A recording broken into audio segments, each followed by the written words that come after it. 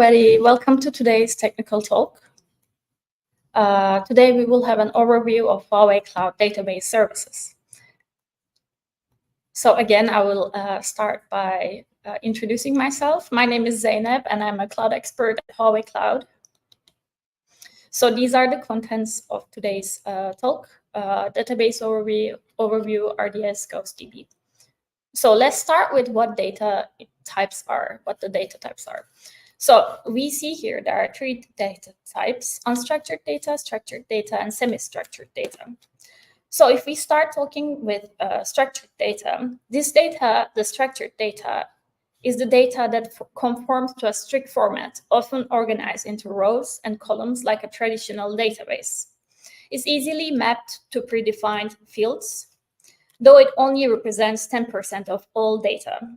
So it's highly organized, and our relational database service, RDS, is ideal for handling this kind of data. RDS is a fully managed service that ensures that data integrity and supports complex queries, which makes it perfect for the structured data. And if we continue with semi-structured data, it's the type of data that doesn't fit into a traditional database, but has some level of organization. So it's not completely unstructured, but not completely structured either. It's not as rigid as structured data, but has some elements like tags or markers to separate data points. Examples include JSON, CSV, and YAML files. Semi-structured data makes up about 10% of all data. And of course, we have a service for this too. For managing this, our document database service, which is DDS, is the right choice. DDS provides flexibility and scalability for storing and querying semi-structured data, which makes it suitable for dynamic datasets. And if I may continue with unstructured data, this category includes data that doesn't conform to a predefined schema. It's such as text, documents, packages, audio, and video files. Unstructured data can be anything that doesn't neatly fit into rows and columns. You cannot fit it into rows and columns, then it is unstructured data.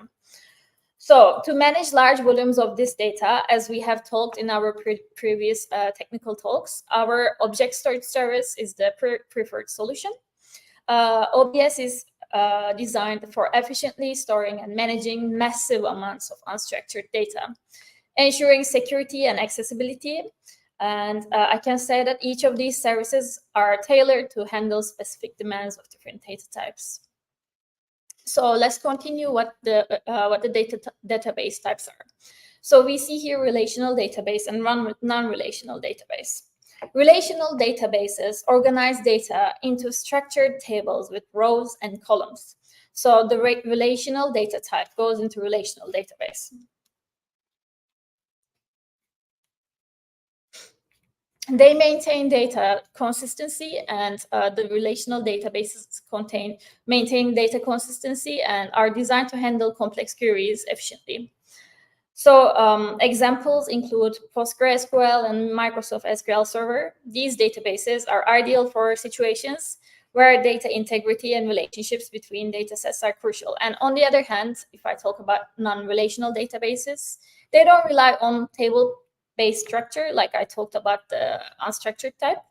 They offer more flexibility and are often referred to as NoSQL databases.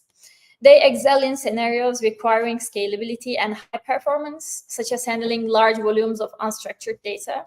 And MongoDB and Cassandra are examples of non-relational databases. If I talk about ACID properties, atomicity, consistency, isolation, and durability, they're fundamental in ensuring that database transactions are processed reliably. Atomicity, the first letter A, it ensures that all parts of the transaction are completed or none at all. And consistency ensures that data remains accurate and reliable. If I continue with I, isolation means that transactions occur independently of one another, and durability guarantees that once a transaction is committed, it will remain so. So even in the event of a system failure. Each of these database types has its own strengths, so you should, prefer which one you will use based on what you need. So what is a database and a database instance? Database is like a big container where all the data is stored, organized in a certain way. So is the database just sitting there? No, it's connected to different users. We see here student, teacher, family head. And this connection is made through something we call instance. Think of the instance as the engine that runs everything, keeping the database running and letting those users access the data that they need. As you see here, an instance contains a set of background processes and memory structures. It is the data management software that connects users and the operating system. So basically, the database holds all the data, and the instance makes sure everything works smoothly so the right people can get the right information when they need it.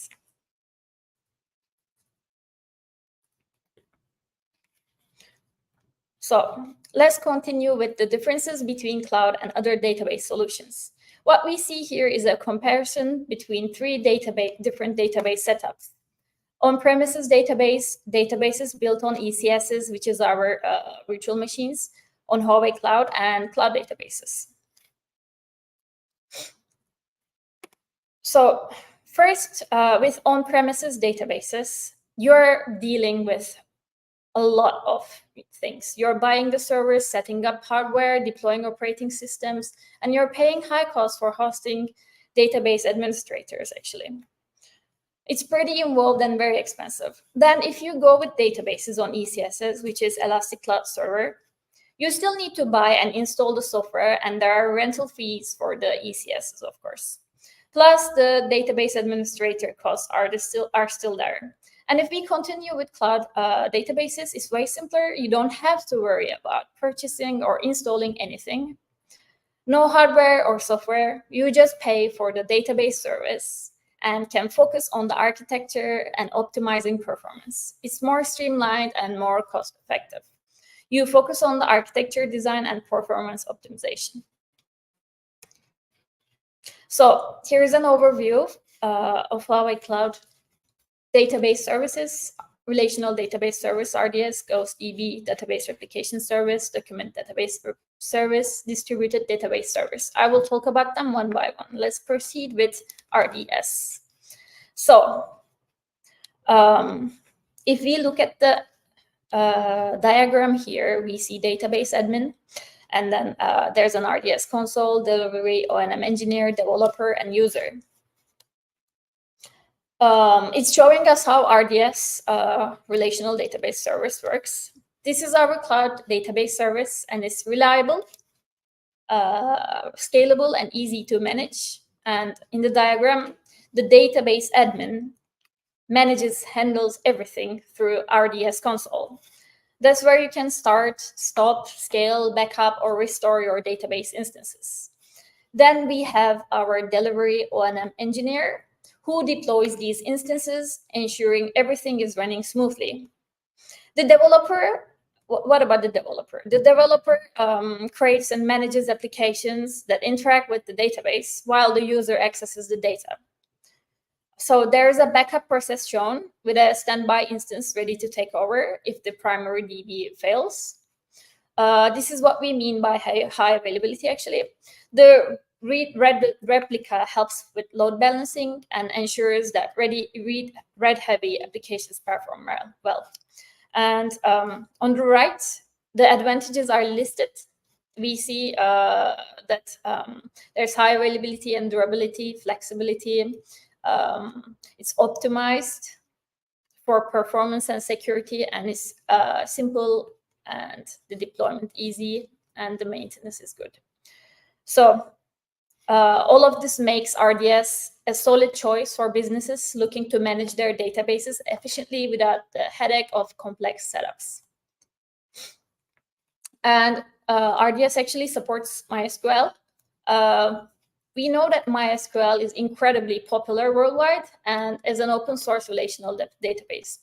And it works seamlessly with operating system Linux, Apache, MySQL, Perl, PHP, Python stack, which is known as LAMP. And our RDS for MySQL is immediately ready for use and offers several benefits, which includes high reliability, strong security, like I said in the previous slide, including cost effectiveness. And it's designed to be easy to manage, which is especially important for businesses of all sizes. Whether you're dealing with small applications or need to scale up, RDS or MySQL provides the flexibility and tools to adjust the resources as needed. So if we look at the performance, first, let's talk about the performance and the security, backup, and the scaling. As we see here, with our MySQL kernel, it provides 3 times higher performance in high concurrency scenarios. And for security, first in China to earn this certificate. And then for backup, RDS ensures that your data is safe with automated backup and restoration. The hot standby architecture actually allows for primary standby, switch over within seconds, and it means that if anything goes wrong with the primary instance, the standby is ready to take over almost immediately. The standby, which minimizes downtime and data loss. So finally, the scaling aspect, if you look at it, it makes RDS flexible and easy to manage. You can adjust instance specifications and storage within minutes, and the system is designed for ease of use and scalability, all without the need to purchase additional hardware or software. It's all pay as you go, so you only pay for what you actually use. And let's talk about application scenarios. We see that it's well suited for a variety of industries and use cases, including users of other cloud vendors, fast-growing startups, internet, e-commerce, gaming, enterprises, and IoT, which stands for Internet of Things. The key points highlighted here are the high performance, high throughput, and high availability. So MySQL, we know that it offers, RDS for MySQL offers these advantages. And our RDS service is particularly beneficial for enterprises that need to scale rapidly without compromising on security or performance. And it allows for businesses to focus on growth while handling the complexities of database management. So what is RDS for PostgreSQL? It's a service in our cloud portfolio, like I mentioned. It's designed for those who need a high, reliable, and data integrity-focused relational database system. PostgreSQL is a powerful open-source object relational database system known for its advanced features and flexibility.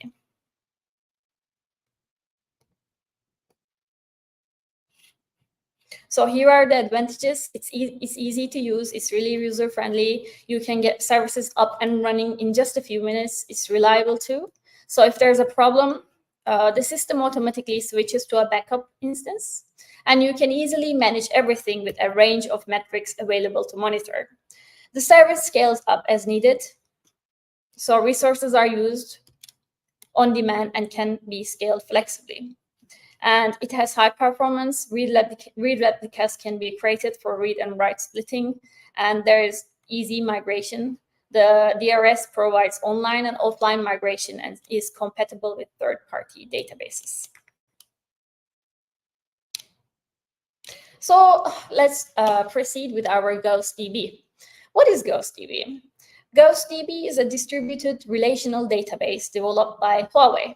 It's designed to handle very large amounts of data, even up to petabytes, which is actually a massive scale. This capability makes it suitable for organizations that deal with vast data sets. So when we say GaussDB has a distributed architecture, it means that data is spread across multiple points called nodes. Imagine nodes as individual storage or processing units within the database. So by distributing data across many nodes, more than 1,000 within a single database, GaussDB can manage high volumes of transactions and complex operations more efficiently. Each node works on a part of the task, making the whole system faster and more resilient. And in terms of reliability, GaussDB is designed to ensure your data is always available, even if there's an issue in one part of the system. Because it supports cross-availability zone deployments, which means that it can operate across different physical locations within the same city. So this setup helps prevent data loss, and as the database can continue running smoothly even if one zone has a problem because it's deployed, it supports cross-availability zone. And security-wise, if I talk about it, GaussDB implements strong measures to protect your data, both when it's being stored and when it's being transferred. This is crucial for businesses that handle sensitive information and need to ensure their data is safe from threats. And operationally, GaussDB is built to be super user-friendly. It allows for quick setup, so you can get your database running quickly.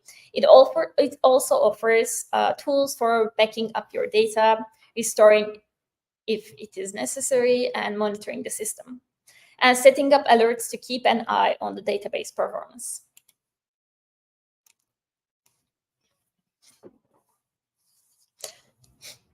I have already mentioned some of the advantages in the previous slides. As we see, these are the advantages of GaussDB: performance, availability, scalability, and security. If I may talk about it again, in performance-wise, a database instance with 32 nodes can reach up to 15 million TMCP, according to the benchmark test performance.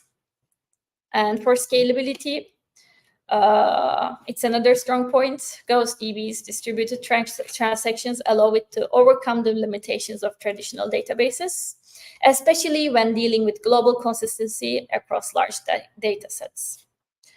And if we look at availability, we know that GaussDB offers flexibility in deployments. You can set up a database instance within a single availability zone or across multiple availability zones, as I mentioned cross AZs in the previous slide. And security is the top priority of GaussDB. We provide comprehensive end-to-end data protection with GaussDB, which includes access control, encryption, authentication, database auditing, and dynamic data masking. And additionally, it uses always encrypted feature to ensure your data is encrypted and secure even when being processed. And this makes GaussDB a safe choice for handling sensitive information. And in summary, GaussDB is built for high performance, reliability, scalability, and robust security, which makes it a strong option for enterprises that need a powerful, flexible database solution. And I would like to remind something. We have a Kahoot session at the end of this technical talk. I organized both of these Kahoot sessions to be at the end because all of these topics, all of these services are very well integrated with one another.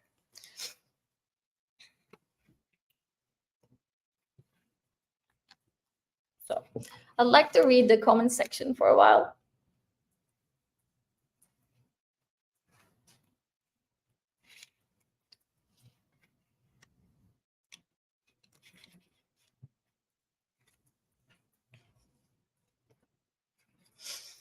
So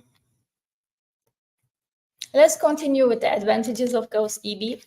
Here we see powerful compute because it utilizes powerful processors like 6th Gen Intel Core and Compang processors, ensuring that it can handle complex computational tasks efficiently. And when we talk about nodes in GaussDB, I mentioned that there's more than 1,000 nodes. They refer to individual units within the database that work together to manage and process the data. The system supports online scaling, as we see here. And it provides excellent linear performance scaling and online redistribution of new shards. And in terms of security and reliability, GaussDB automatically monitors for service faults and can recover very quickly to ensure continuous operation and no data loss. The database also uses a shared nothing architecture, which means each node operates independently, which helps prevent performance bottlenecks, and data is sharded automatically across these nodes, and which not only enhances performance but also maintains strong consistency for transactions. All of these make GaussDB a solid choice for organizations that need a database capable of handling large-scale, high-demand applications while ensuring data security and operational reliability. So let's continue with GaussDB NoSQL. We see different APIs here: Cassandra APIs, MongoDB APIs, Redis APIs, and Influx APIs. Cassandra APIs use a wide column data model, and it is actually really good for scenarios needing high write performance, like IoT, as I mentioned, Internet of Things, or financial fraud detection. And for MongoDB APIs, they work with a document-oriented data model, which gives us great read-write performance and reliability. And it's pretty flexible for various applications. And the Redis APIs are unique because they separate compute and storage on the cloud, which makes it reliable and scalable. Plus, they are very cost-effective. And for InfluxDB APIs, they are designed for time series data with a cluster architecture, which provides high write performance and efficient storage, making them ideal for time series workloads. Each API has its strengths depending on what you need to achieve.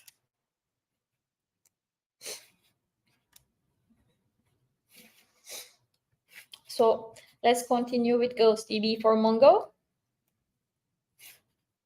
GaussDB for Mongo is our Huawei developed database engine. It is fully compatible with MongoDB clients, and it allows you to scale compute resources within minutes and storage within seconds. Plus, it supports cross-AZ, high availability, and ensuring your data remains accessible even if one zone fails. So when you deploy across in more than one AZs, you can this way you can make it highly available.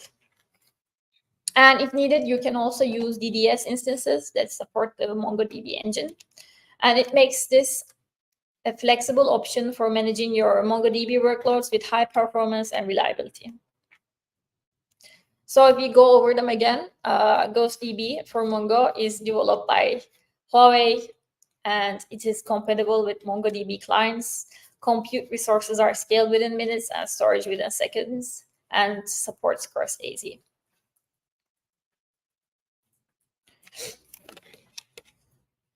So let's look at this high availability architecture using non-relational databases. Here we see an elastic load balancer, 2 app servers, and GaussDB for Mongo cluster, and back in OBS, and then an OBS. So this is a database solution, and the traffic first goes through elastic load balancer, as we see here, ELB, and it distributes the load evenly across multiple app servers we see here. And these app servers turn and interact with GaussDB cluster to handle data operations. So GaussDB for Mongo clusters provide high reliability, and depending on the data type and how it's accessed, so you might choose GaussDB over traditional RDS solutions. And most importantly, GaussDB clusters offer high availability, and backups are stored in OBS. So the backup of GaussDB is stored in our object storage service.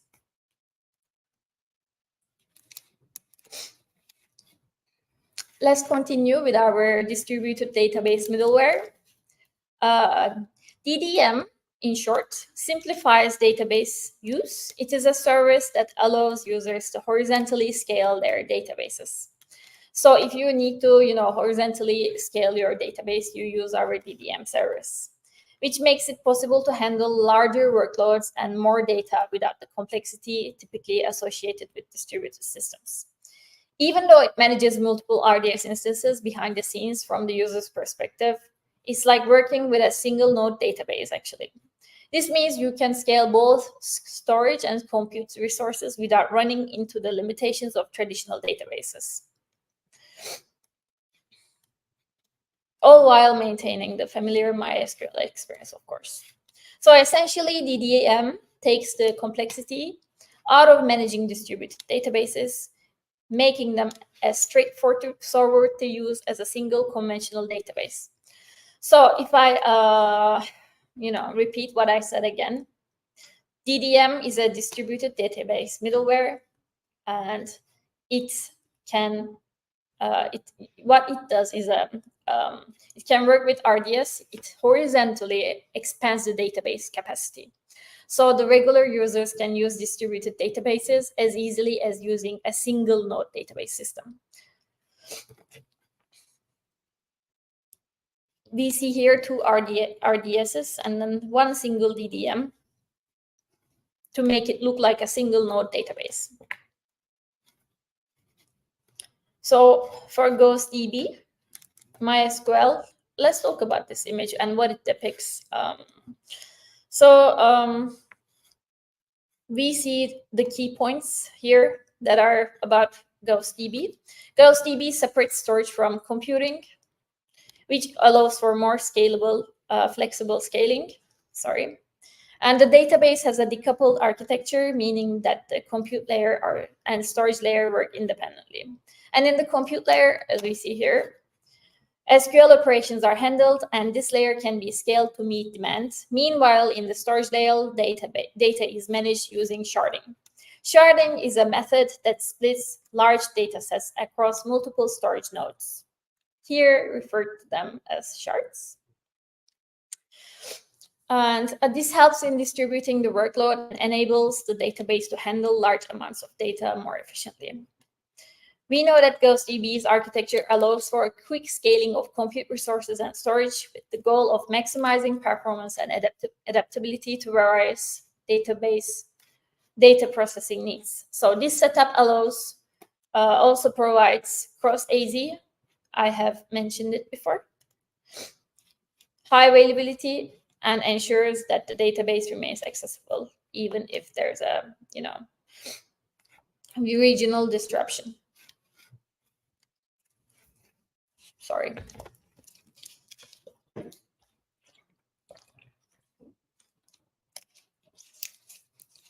So what is a database replication service? Does the name give you any idea? If I tell you, DRS, known as Database Replication Service, is basically a service that makes it easier to move databases around. So it handles things like migrating your data in real time, syncing up databases, and even backing up stuff to keep everything safe. It's especially handy when you need to switch between different types of databases quickly. It also helps cut down on costs and simplifies what could be a pretty complex process. You can use it for various tasks like real-time migration, syncing, or disaster recovery. So it's pretty versatile. You can use it for many things, but mostly it's a service to move your database around. So you see here, there's a source database and there's a destination database, and you're using DRS, Database Replication Service, to move it around. So let's continue for, I think, what most of the people are waiting for. Our first round of Kahoot session. Kahoot questions, sorry.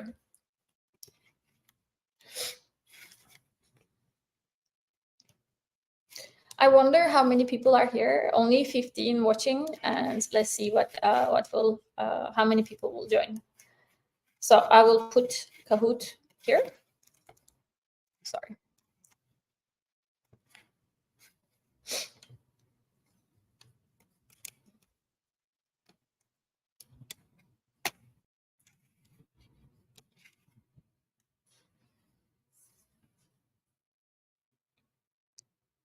Here. I hope my screen is available and seen to everybody.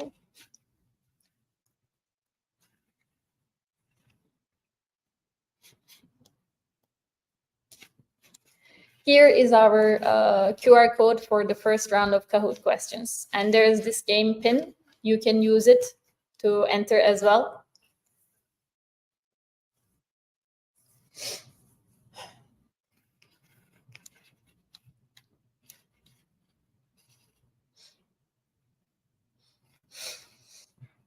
So today we talked about Huawei's database solutions, mainly GaussDB and RDS. But we also have covered other topics like DDM.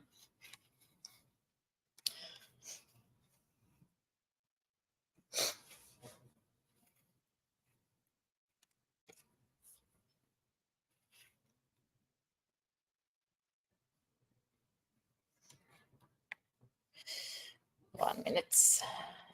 Okay.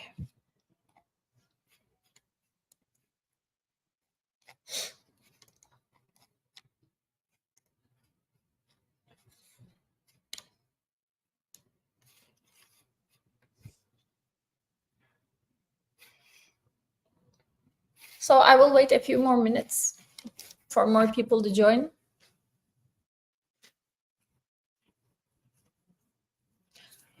Wait for our surprise gifts for the winners. We have 2 questions in each round. And what matters is you to be the fastest person to respond. Even if you give the right answer, you have to be the fastest one to win the game. So today we talked about relational database service, RDS&GaussDB, which is our relational distributed database service. And we talked about database replication service, as the name gives a clue of what it is, and I have talked about it. Document database service, DDS, and distributed database middleware.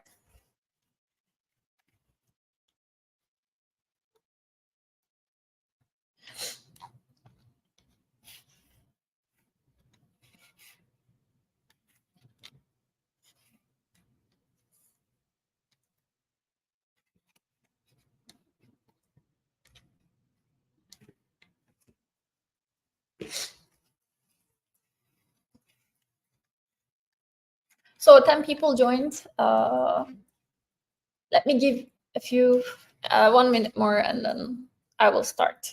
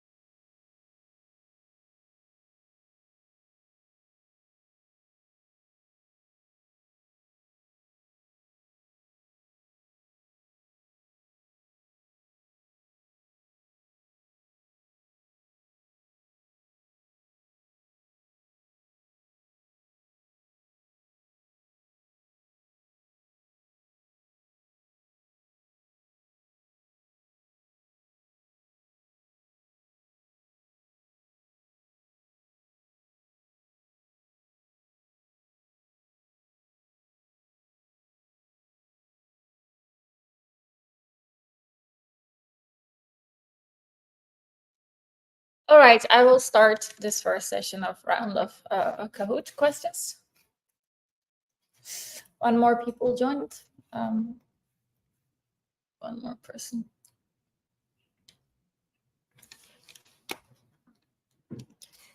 All right, let's start.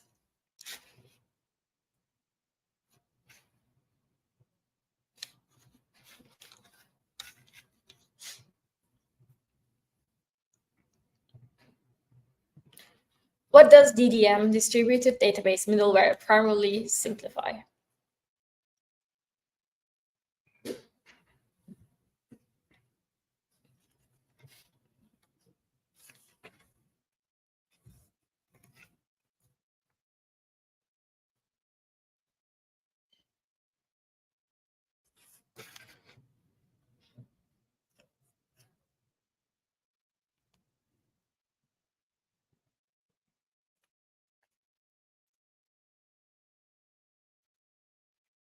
All right, the right answer was horizontal database scaling.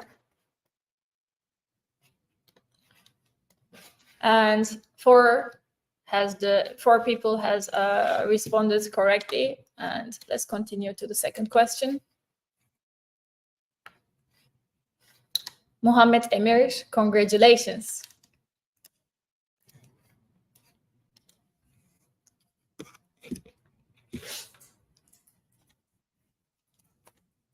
All right, which of the following is an example of non-relational database?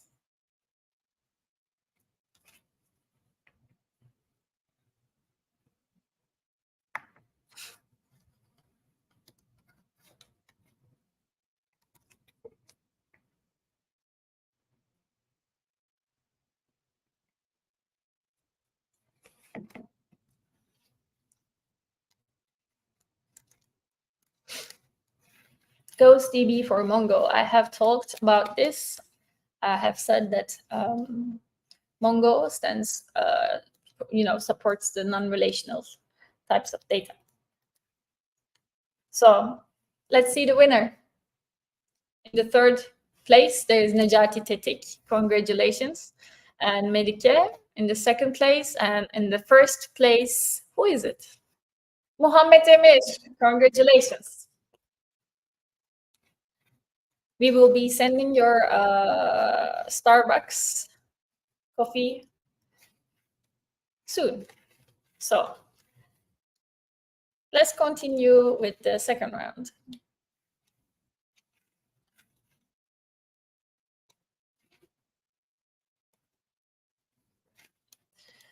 I will again put the QR code.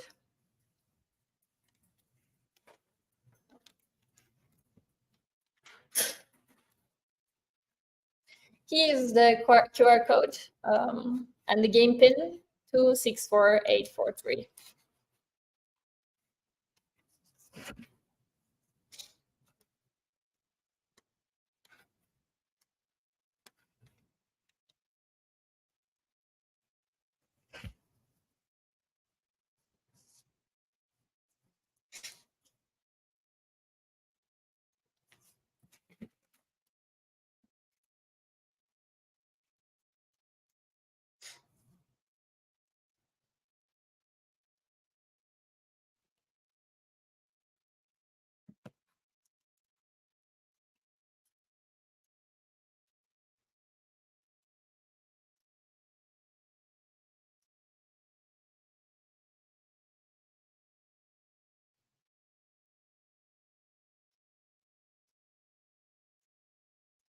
Okay, we have more participants in this round. I'm happy.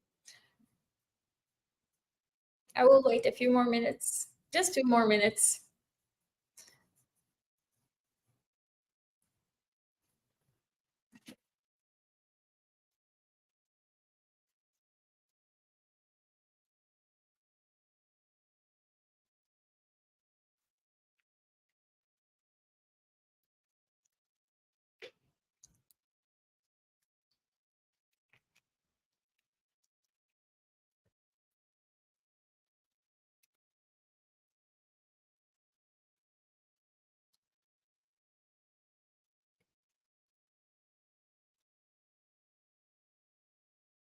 All right, I will start in 1 minute.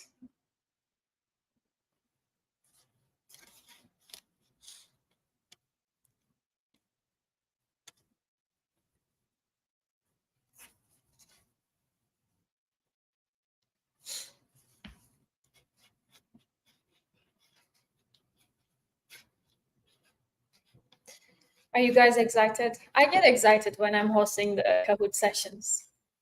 And when I participate in them too, I think it's very exciting because you're, racing against the time and against others, and you have to know the answer. I think it's a bit exciting.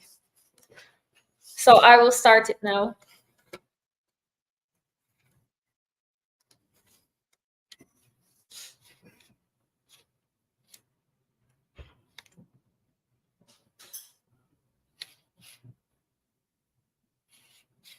What is the primary function of Huawei Database Replication Service, DRS?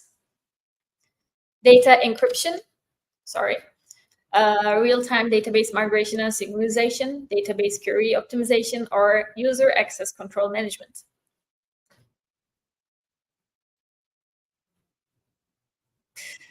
Let's see, there are 6 answers only. 8. Go. E. The primary function of database replication service is real-time database migration and synchronization. And let's see, 8 people responded correctly, and there are 2 wrong answers. Jeran, congratulations.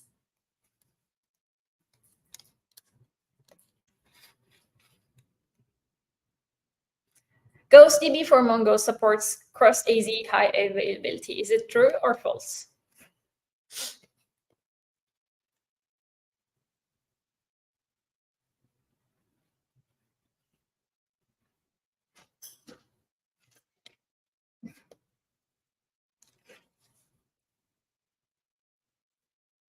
All right, only 1 wrong answer.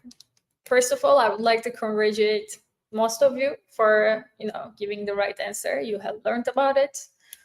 And let's see who is the winner. In the 3rd place, there is Melike. In the 2nd place, there is Abdul Rahman M. And in the 1st place, who is it?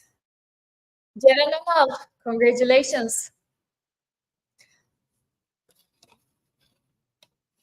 Okay, that was really fun for me to host. And I will go back to my PPT to show you our QR codes. So thank you all again for joining us today. I've been doing these DTT sessions, and they're very informative, I think, for all of you. And it actually gives me joy to talk about these services and talk about these technologies. We have covered a lot today about Huawei Cloud's databases. We started with the data types, and then we continued with database types. And I really hope that you have gained valuable insights, valuable informations.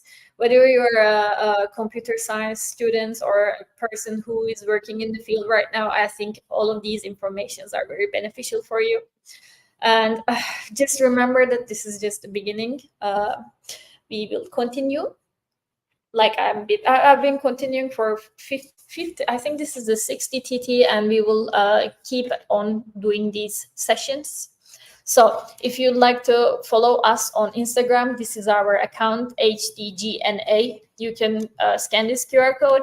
And if you want to follow us on Facebook, here is the QR code for it. And I advise you to join our WhatsApp group. You can get all of the news from there.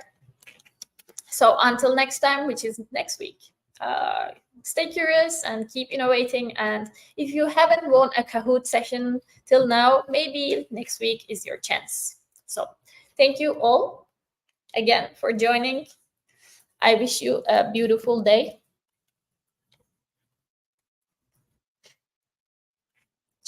Cheers. Bye-bye to all of you. And if you have any questions, I will wait 1 minute. And if you have your question after, you can also text on our WhatsApp group. And please, the Kahoot winners, please reach us on our WhatsApp group so we can send you your gift.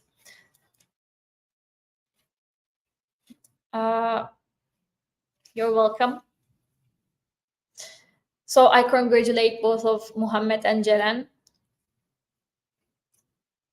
We will be sending you your gifts. You just need to provide us your phone number and your email address. All right, I will end the stream right now. See you next week. You're welcome, Basil Ziada.